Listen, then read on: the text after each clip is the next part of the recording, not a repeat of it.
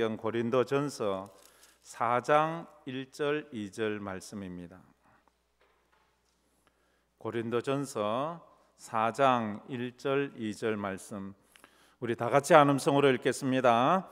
사람이 마땅히 우리를 그리스도의 일꾼이요 하나님의 비밀을 맡은 자로 여길지어다.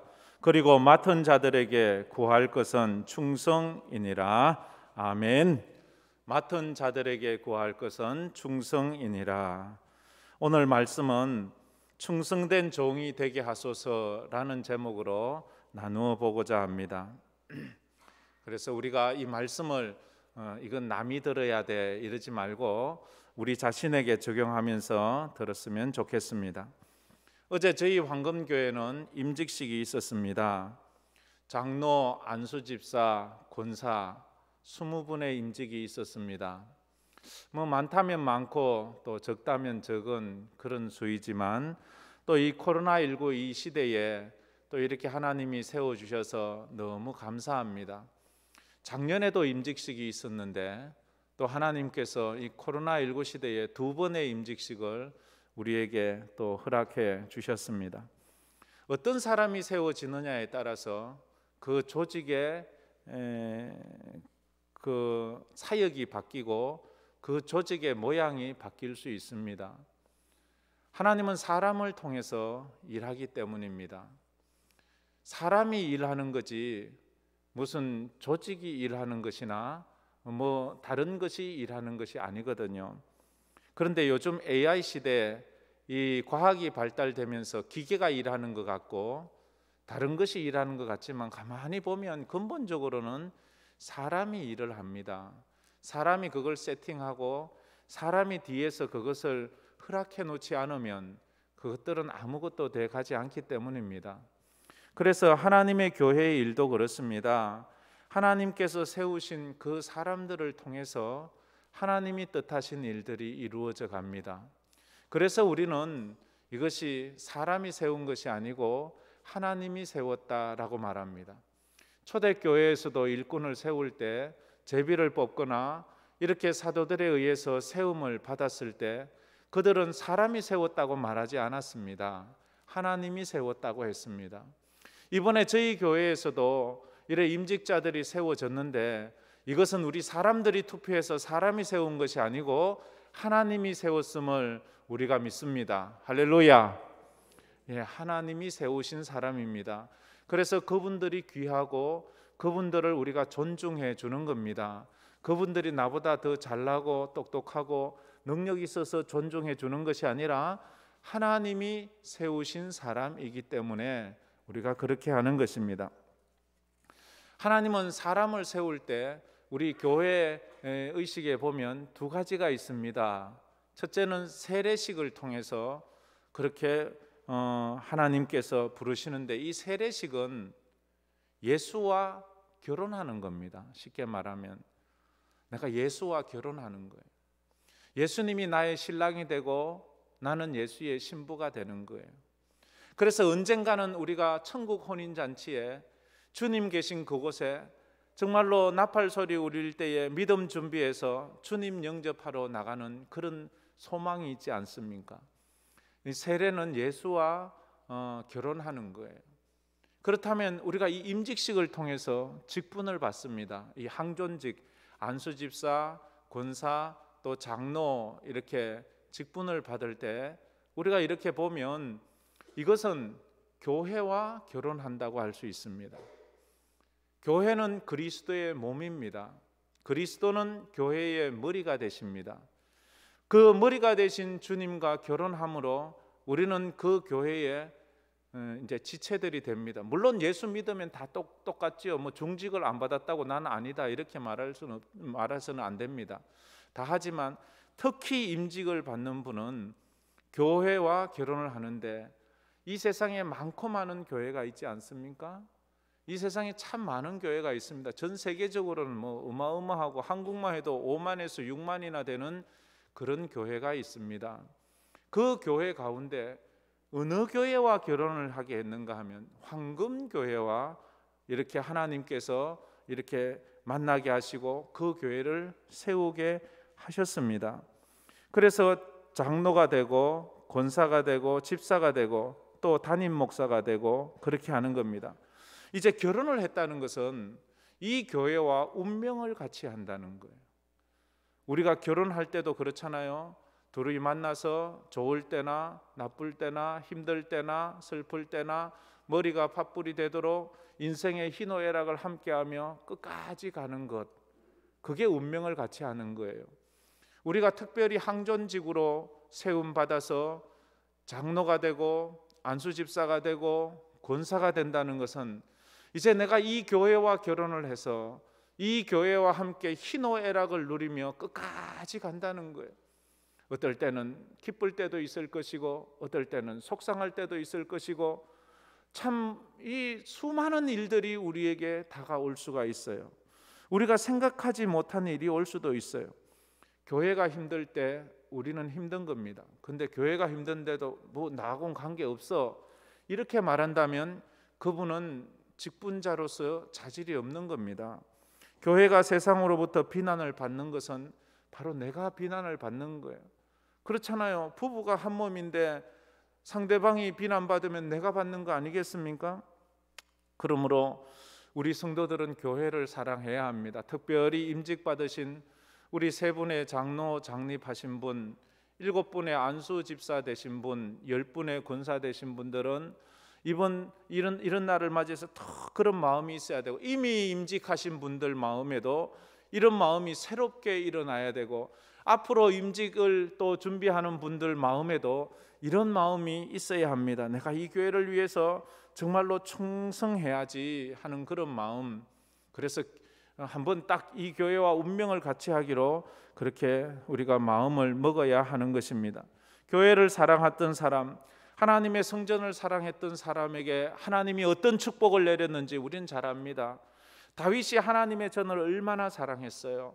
그래서 하나님의 법궤가 예루살렘으로 들어올 때 너무 기뻐서 그 바지가 흘러내리는 것도 모르고 기뻐 춤을 추었던 그 다윗, 자기는 왕궁에 사는데 하나님의 법궤는 초라한 장막 속에 거하는 것이 너무 송구스러워 그가 성전을 짓고자 하지만 하나님께서 허락하지 않잖아요.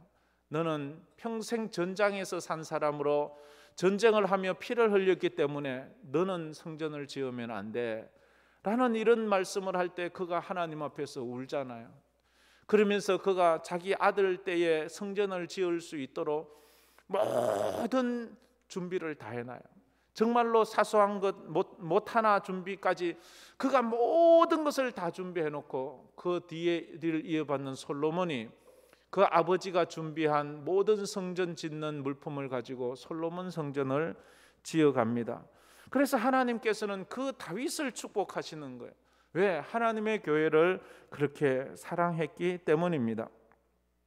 우리가 이 건물을 사랑하는 것은 왜 건물을 사랑합니까? 건물이 뭐 화려하고 세상적으로 귀해서 그래서 아니에요. 하나님이 계신 곳이기 때문에, 하나님이 계신 성전이기 때문에 우리가 이곳을 사랑합니다. 우리가 십자가를 왜 사랑합니까? 십자가 나무를 사랑하는 거 아니잖아요. 십자가에 달리신 예수를 사랑하는 거예요. 그런데 우리가 가끔씩 착각할 때가 있어요. 십자가 하다 보니까 십자가만 생각하고 십자가만 바라보고 그 십자가에 달린 예수를 잊어버릴 때가 있어요. 교회 하다가 교회 건물만 붙잡고 있지 교회에 임재하신 하나님을 잊어버릴 때가 있어요. 예수 없는 십자가는 나무 뭉치에 불과합니다. 그 의미 없어요. 예수 떠난 건물은 하나의 건물일 뿐이지 그게 무슨 거룩한 장소가 되지 않는다는 것입니다. 그래서 우리는 이곳에 하나님의 임재가 늘 있도록 위해서 기도해야 합니다. 중직이 된다는 것은 그리스도의 청지기가 된다는 것입니다. 청직이라는 것은 자기가 주인이 아니고 맡은 사람이에요. 주인에게 맡아서 관리하는 사람입니다. 청지기에게는 중요한 것이 있는데 언젠간 결산할 날이 있다는 거예요. 결산할 날이 있어요. 하나님은 우리에게 직분을 맡기셨어요. 목사로서, 장로로서, 안수집사로서, 권사로서 이 직분을 맡기셨는데 이 직분을 결산한 날이 있어요.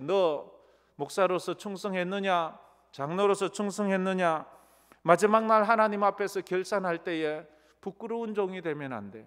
착하고 충성된 종이 되어야 돼요. 네가 황금교회 권사로서 황금교회를 위하여 얼마나 눈물로 기도했느냐, 얼마나 희생하며 하나님의 교회를 사랑했느냐 결산하실 때에 우리가 칭찬 듣는 그런 직분자가 되어야 된다는 것입니다. 그리고 이 중직자는 그리스도의 사역자입니다. 일을 하라고 세움 받았어요. 교회를 섬기라고 그냥 대접받고 그 직분 가지고 이렇게 큰 소리 치라고 그 직분 준 게 아니라 그 직분은 섬기라고 일하라고 주신 그런 직분입니다. 그런데 신학자들이 현대 교회의 문제점을 꼬집을 때 이런 말을 합니다. 현대 교회는 직분은 어느 때보다도 많은데 사역자가 없다는 거예요. 직분자는 많은데 사역자는 없는 거예요. 이게 참 우리 교회에도 이 중직자가 시무하는 분, 은퇴하신 분까지 다 하면 근 100명 가까이 되지만 시무하는 분만 해도 70분이 넘습니다. 그분들만 해도 우리 교회가 못할 일이 없지요. 그래서 우리가 이 교회를 사랑하고 아껴야 돼요. 월급 주는, 사례금 주는 직원들이 있으니까 그 사람들이 하겠지, 이런 마음을 가지면 안 됩니다. 우리가 하나님 앞에 우리가 이 사명을 받은 것은 사역을 하라는 거예요. 현대 교회는 직분은 있는데 사역이 없는 일꾼들이 많다는 거예요. 권리만 주장하고 책임과 의무를 회피해서는 안 됩니다. 사역을 하십시오. 이번에 세움받은 20분 사역을 하세요. 예배가 사역이 되세요. 예배를 잘 드리세요. 그리고 중보기도 사역을 하세요. 전도를 해보세요. 내가 전도하기가 좀 쑥스럽다면 우리 교회에 나오시긴 나오시는데 믿음이 연약해서 주일 성수를 제대로 못하시는 분을 한 마음에 작정하고 1년만 섬겨보세요. 그분을 위해서 기도하고 그분을 또 대접하고 그분을 또 말씀으로 가르치고 그러면 1년 후에 그 사람이 큰 일꾼이 되어 있을 겁니다. 한번 도전해보세요. 그것도 힘들다면 시간 날 때 교회 와서 청소라도 한번 해보세요. 하나님의 교회를 쓸고 닦고 마른 걸레로 의자라도 한번 닦아보세요. 그러면 교회가 얼마나 더 소중하게 생각이 들 겁니다. 그것도 안 되면 주차 봉사라도 해보고, 요즘은 식당 문을 닫아서 우리가 봉사할 일이 별로 없지만 식당에서 이제 문이 열리면 설거지도 해보고, 이렇게 하나님의 교회를 위해서 세움받은 주의 종들이 사역을 해야 하는 것입니다. 임직하시는 분들이 가장 가져야 될 중요한 자질이 뭡니까? 그것은 저는 충성이라고 생각을 합니다. 충성. 성경은 충성을 뭐라고 표현하는가 하면 충성은 신실하다는 단어에서 왔습니다. 신실하다는 뜻은 변함이 없다는 거예요. 그래서 충성하는 사람은 변함이 없는 사람입니다. 그래서 저는 제 용어로 충성을 이렇게 정의합니다. 충성은 끝까지가 충성입니다. 하다가 말면 충성이 아닙니다. 그래서 제가 가끔 이런 말을 하지요. 충성도 하다 말면 아부가 되고, 아부도 끝까지 하면 그게 충성이 되는 거예요. 끝까지, 사후장 끝까지 해야 되는 거예요. 이게 충성입니다. 아무리 힘들고 어려운 장애물에도 흔들리지 않고 끝까지 가는 것. 그래서 모세를 충성된 종이라고 말합니다. 모세는 포기하고 싶을 때가 참 많았어요. 억울하고 속상하고 왜 사람들이 내 진심을 몰라주지 할 때도 많았지만 그는 끝까지 갔습니다. 하나님께서 그를 부르시는 그날까지 그는 주님만 바라보고 끝까지 충성을 했습니다. 그래서 그는 충성된 종이 되었습니다. 충성된 사람은 그래서 믿을 수 있는 사람입니다. 끝까지, 저 사람은 뭘 하면 끝까지 해. 그럼 믿을 수 있잖아요. 저 사람은 하다마다 이러면 그 믿을 수 없잖아요. 어쨌든 믿을 수 있는 사람, 어떤 상황에서도 어떤 때든지 저 사람은 믿을 수 있어. 그 사람이 충성입니다. 그런데 이런 충성된 사람은 찾기가 쉽지가 않습니다. 왜요? 충성에는 비싼 대가가 지불되어야 되기 때문입니다. 충성은 말로 하는 것이 아닙니다. 충성은 삶으로 살아내야 되는 것입니다. 충성은 내 삶으로 증명해야 하기 때문입니다. 충성은, 그래서 예수님께서 충성은 십자가로 증명하셨어요. 예수님 십자가를 말로 지지 않았어요. 그분은 몸으로 지셨어요. 우리가 하나님의 교회에서 맡긴 이 직분은 말로 그 직분 감당한다고 생각하지 마세요. 내 몸으로 그 직분을 지고 주님 따라가는 거예요. 그래서 충성은 한 번 했다고 끝나는 것이 아닙니다. 한 달 했다고 끝나는 것도 아니에요. 1년 했다고 끝나는 것도 아니에요. 우리가 어제 받은 직분은 항존직이에요. 죽을 때까지 그 직분이 계속되는 거예요. 1년직은 임시직이에요. 임시직이 아닙니다. 우리는 평생 가는 거예요. 은퇴했다고 끝나는 게 아닙니다. 은퇴했으면 그 직책이 바뀌었을 뿐이지 하나님께 받은 그 직분은 그대로 가는 거예요. 목사는 죽을 때까지 목사고 장로는 죽을 때까지 장로고 그렇게 끝까지 권사도 끝까지 권사인 거예요. 그래서 우리는 그 직분을 위해서 끝까지 가야 돼. 한 번 했다고 끝나는 것이 아니라 하나님이 부르시는 그날까지 충성하는 거예요. 충성은 사람이 알아주지 않아도 충성해야 합니다. 그게 충성입니다. 사람이 알아주지 않는다고 에이 나 안 할래, 이건 충성 아니에요. 하나님 알아주시는 것 믿고 하나님 바라보며 주님 앞에 그것 감당하는 것입니다. 그래서 끊임없이 주님 앞에 서는 것입니다. 어느 학자가 이런 말을 했습니다. 한국 교회는 열심이 부족한 것이 아니라 영감이 부족한 것이라고 했습니다. 여기서 영감이라는 것은 영성을 말하는 것입니다. 한국 교회는 열심은 있는데 영성이 부족하다는 말을 합니다. 영성이 부족하다는 말이 무슨 말인가 하면 신앙의 의미를 잘 모른다는 거예요. 십자가의 의미를 잘 모르고 그냥 열심히 하는 거예요. 열심히는 해요. 기도도 열심히 하고 예배도 열심히 하고 섬김도 열심히는 하는데 그 교회의 의미를 모르고 십자가의 의미도 모르고 하는 거예요. 근데 이게 중요해요. 영성이 없는 신앙행위는 무의미한 종교행위의 반복에 불과할 뿐입니다. 무의미한 종교의식을 반복하는 거예요. 그래서 까미라는 사람은 그의 책 시치퍼스의 신화라는 책에서 신이 인간에게 내린 최고의 형벌을 비유로 소개하고 있습니다. 신이 인간에게 내린 최고의 형벌이 뭔가 하면 큰 바위돌을 산 밑에서 산 꼭대기까지 굴러 올렸다가 거기서 다시 산 밑으로 후루룩 굴러 내리는 거예요. 그럼 가서 또 밑에 가서 또 그 바위를 또 산 위로 굴려 올렸다가 또 밑으로 굴러 내리는 거예요.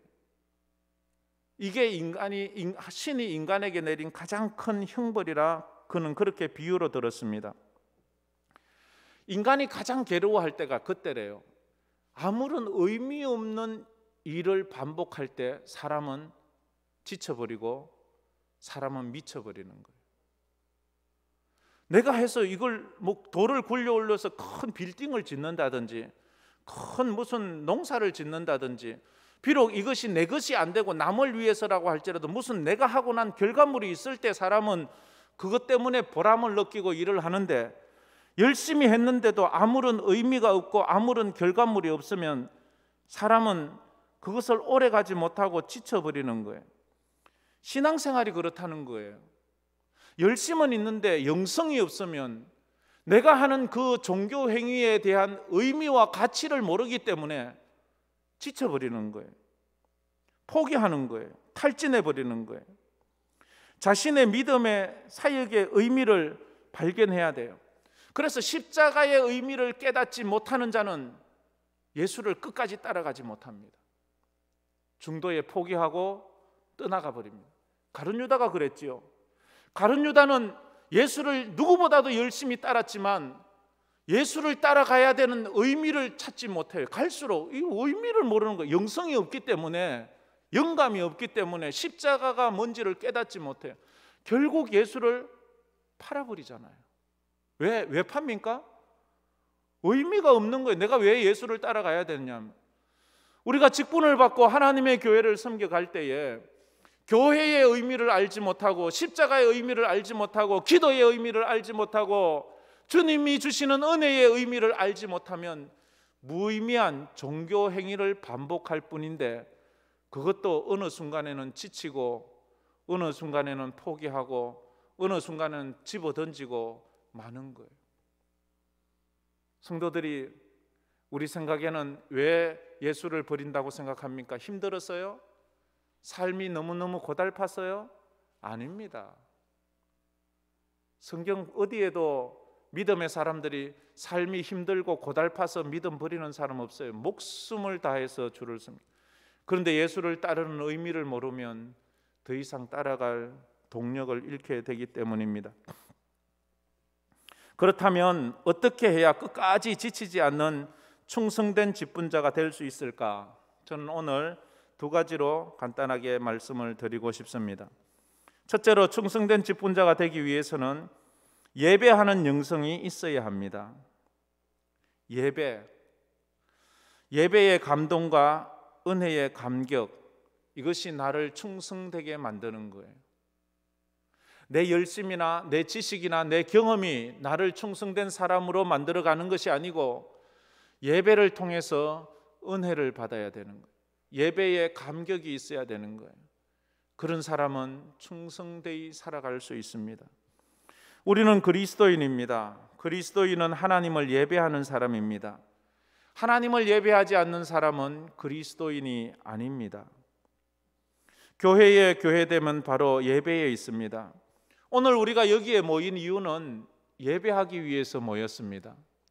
그런데 만약에 예배를 드리지 않는다면 그 사람은 여기에 모이는 이유가 없는 것입니다. 그 어떤 것도 예배를 대신하거나 예배보다 우선될 수가 없습니다.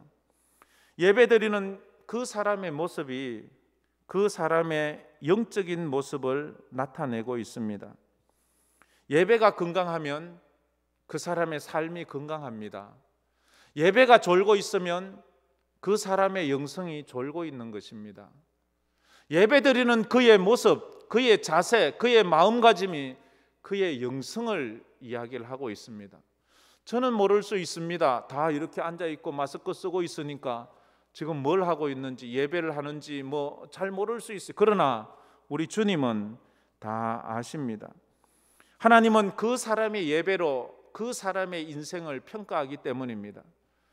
그 사람이 지금 저나 여러분이 드리는 이 예배의 모습이 어떠냐에 따라서 주님은 그걸로 우리를 평가하신다는 거죠.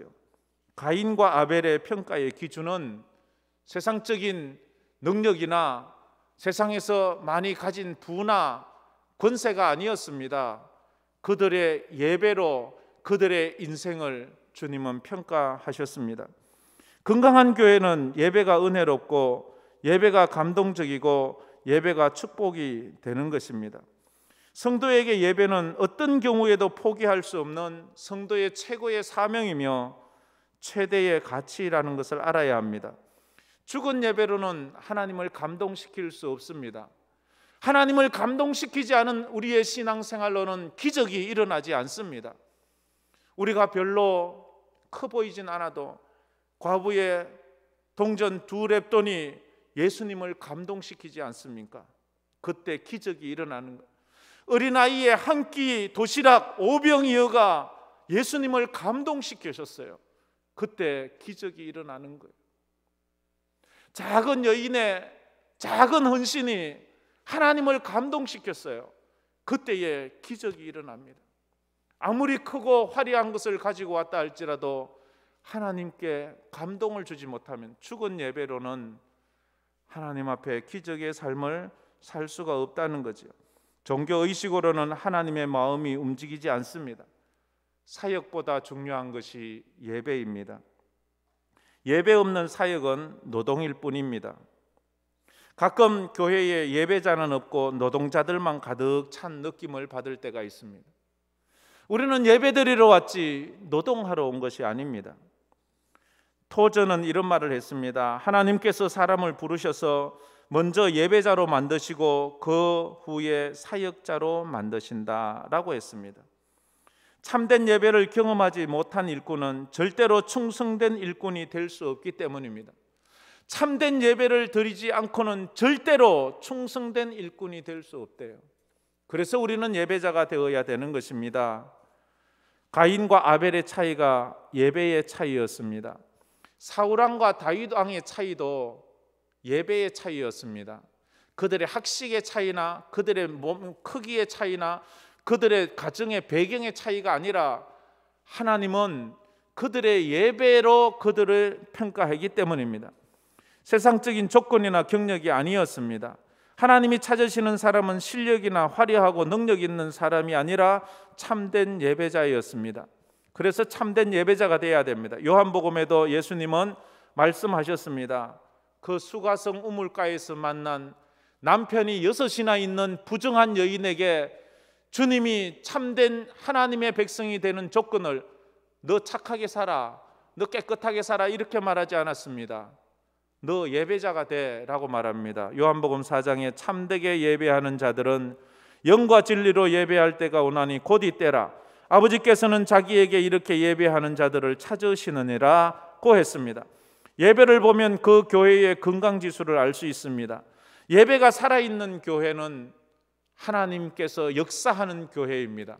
우리 황금교회 성도들과 우리 교회의 예배가 이런 교회 예배가 되기를 축복합니다. 예배의 부흥이 없이는 교회의 부흥을 기대할 수 없습니다. 예배가 부흥해야 교회가 부흥하는 것입니다. 예배 부흥 없는 교회 부흥은 허물어질 수밖에 없는 모래 위에 지은 집과도 같습니다. 그렇습니다. 예배의 은혜가 예배의 부흥이 있어야 돼요. 그래서 예배의 꽃이 여러분은 무엇이라고 생각합니까? 예배에서 가장 꽃이 뭡니까? 뭐 찬양입니까? 아니면 설교 시간입니까? 예배의 꽃은 예배자들의 삶입니다. 우리는 예배를 드리고 예배의 꽃을 우리의 삶의 현장에서 피워가야 됩니다. 이 말은 예배가 삶으로 옮겨져야 된다는 거예요. 이 예배가 예배에서 끝나지 말고, 이 예배가 예배당에서 끝나지 말고, 이 예배가 우리 가정으로, 내 직장으로, 이 사회로, 내 삶에서 이 예배의 연장선에서 나아가야 되는 거예요. 그렇지 못하면 꽃을 피우지 못하는 꽃과도 같습니다. 삶이 예배가 되어야 합니다. 두 번째로 충성된 직분자가 되기 위해서는 기도하는 영성이 있어야 됩니다. 교회 역사가들은 교회가 약해진 때는 영적인 쇠퇴기였다고 말합니다. 언제나 기도가 약해지면 교회의 영향력도 약해지고 교회가 영적인 힘을 잃어가는 거예요. 그래서 사무엘 선지자는 이런 고백을 합니다. 나는 너희를 위하여 기도하기를 쉬는 죄를 하나님 앞에 결단코 범하지 아니하고, 사무엘은 굳이 기도하지 않는 것을 죄라고 말하고 있습니다. 왜 그럴까요? 기도하지 않았을 때에는 그 사명을 감당할 수 없었기 때문입니다. 그래서 사무엘은 자기 최고의 사명은 기도다라고 말했습니다. 사무엘 선지자가 얼마나 많은 일을 합니까? 말씀도 가르치고요, 백성에 대해서 모든 그 사사의 영향력을 가지고 모든 것들을 다 관할하는 일을 하는데도 그는 기도가 제일 중요하다라고 그렇게 말을 했습니다. 혹시 여러분 기도를 쉬고 계십니까? 사무엘의 기준에 보면 기도를 쉬고 있는 것은 죄를 범하는 것입니다. 회개하시고 기도를 회복해야 합니다. 예수님도 말씀하셨습니다. 마지막 겟세마네 동산에서 제자들에게 시험에 들지 않게 깨어 있어 기도하라 이렇게 말씀하셨습니다. 마음의 원이로되 육신이 약하다고 말했습니다. 예수님께서는 제자들에게 하신 마지막 당부가 깨어서 기도하라는 것이었습니다. 예수님은 왜 깨어 기도하라 하셨나요? 깨어 기도하지 않으면 시험에 들기 때문입니다. 아무리 믿음이 좋아도 기도하지 않는 사람은 시험에 들 수밖에 없습니다. 아무리 인격이 고상하고 탁월해도 기도하지 않는 사람은 주의 일 하면서 시험에 들 수밖에 없습니다. 바꾸어서 말하면 그 사람이 지금 시험에 들었다는 것은 기도하지 않았다는 것입니다. 그 사람은 변명합니다. 삶이 힘들어서, 저 사람이 나를 자꾸 괴롭혀서 이런 여건 저런 여건 때문에 나는 시험에 들었습니다 라고 말하지만, 성경에서 예수님은 아니야, 그런 것 때문이 아니라 네가 기도하지 않아서 그런 거야. 우리가 신앙생활하고 직분 감당하다 보면 마귀가 얼마나 교모하게 우리를 시험에 들게 하는지 모릅니다. 그럴 때마다 기도하는 사람은 그 시험을 넉넉히 이겨가지만, 기도하지 않는 사람은 여지없이 그 속에서 넘어집니다. 환경 탓하지 말아야 됩니다. 남 탓하지 말아야 됩니다. 기도해야 합니다. 예수님은 또 말했습니다. 마음에는 원이로되 육신이 약하도다. 마음은 원이지만 네 육신이 약한, 마음으로는 할 수, 마음 먹었다고 결심했다고 결심 또 10번 했다고 되는 것이, 인간은 어떤 존재예요? 작심삼일의 존재예요. 사람은 아무리 결심을 해도 3일 지나면 그거 지키기가 어렵다 하는 그런 의미가 아닙니까? 우리는 그래요. 그래서 기도해야 하는 것입니다. 자식을 낳았다는 것은 그 자식을 위해서 평생 기도하겠다고 하나님과 약속하는 것과 같다고 말합니다. 내가 아이를 낳았으면 그 아이를 위해서 내가 평생 기도하며 잘 키우겠다는 하나님과의 약속입니다. 그렇다면 하나님 교회에서 직분을 받았다는 것은 내가 하나님 교회에서 직분을 받고 이 교회를 위해서 평생 기도하겠다는 하나님과의 약속입니다. 이 약속을 우리는 꼭 지켜야 합니다. 그래야지만 하나님 앞에 충성된 종이 되기 때문입니다. 오늘 설교의 제목이 충성된 종이 되게 하소서입니다. 충성이란 끝까지입니다. 변함없이 주님 앞에 서는 날까지 그 일을 감당하는 것, 그게 충성입니다. 그런데 그 일을 하다 보면 우리로 충성하지 못하게 하는 상황들이 많이 온다는 거예요. 어떻게 하면 이겨낼 수 있을까요? 참된 예배자가 돼야 됩니다. 예배로 우리에게 다가오는 모든 영적인 싸움을 이겨나가야 합니다. 참된 기도자가 돼야 됩니다. 그래야만 시험에 들지 않습니다. 예배의 영성과 기도의 영성을 가져 충성하는 종이 되기를 주의 이름으로 축복합니다. 맡은 자들에게 구할 것은 충성이니라. 이 말씀을 생각하면서 우리 한번 이 찬양 한번 불러봤으면 좋겠습니다.